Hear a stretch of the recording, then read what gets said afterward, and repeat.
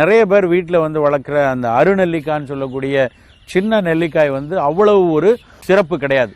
பொதுவாக நெல்லிக்கனி அப்படின்னா நம்ம காட்டு நெல்லின்னு சொல்லக்கூடிய மரங்களில் வரக்கூடிய பெரிய நெல்லிக்காய் தான் அந்த அளவுக்கு சிறப்பான ஒரு நெல்லிக்கனி.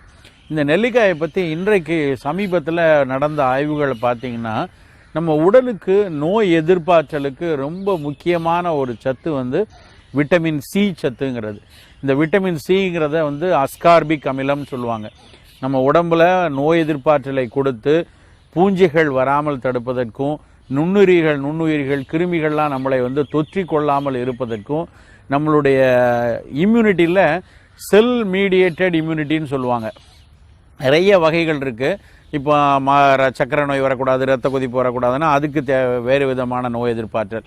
கிருமிகள் வந்து நம்மளை வந்து தாக்கிடாமல் இருக்கணும் அப்படின்னா அதுக்கு ஒரு விதமான நோய் எதிர்ப்பாற்றல். அந்த